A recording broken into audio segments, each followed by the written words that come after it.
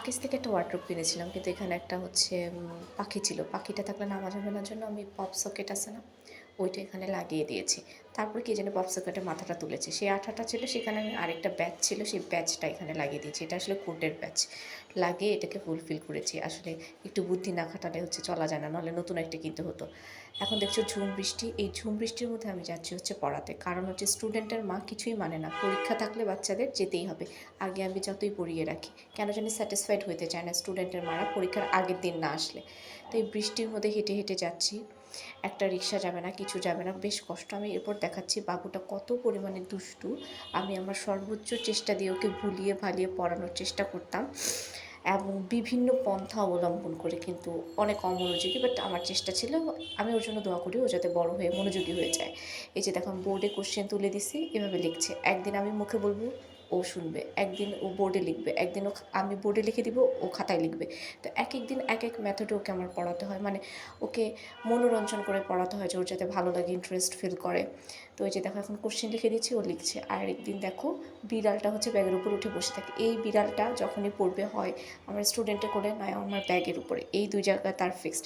এবং এখানে ভদ্রভাবেই বসে আছে, দেখতে মায়া লাগছিল যে ওর মনে হয় আমার ব্যাগটা খুব পছন্দ হয়েছে, সবসময় আসলে এই ব্যাগের মধ্যে বসে থাকে। এই যে ওই স্টুডেন্টকে পড়ানোর মাঝখানে আবার কী করতে হয়, ওকে ব্রেক দিতে হয়। একটু কিছু লিখবে, একটু কিছু পড়বে, 5 মিনিট ব্রেক। সো ব্রেকের মধ্যেই আমি আসলে এই যে তোমাদেরকে এটা দেখাচ্ছিলাম, এই ম্যাটটা আমার ভালোই লাগলো। আর এখানে দেখো, বিড়ালের খাবার এখানে ওরা দেয়, পানি এখানে দেয় বারান্দার মধ্যে, সেই জায়গাটা আমি একটু দেখালাম। তোমরা যারা বাসায় বিড়াল পালতে পারো, তোমরাও জানিও আমাকে কীভাবে তোমরা বিড়ালে টেক কেয়ার করো বা খাওয়া দাওয়া দাও। এদিক দিয়ে আমি দেখছিলাম যে বিড়ালটা আসলে লাফ দিয়ে কোনো দিক দিয়ে পড়তে পারবে কিনা।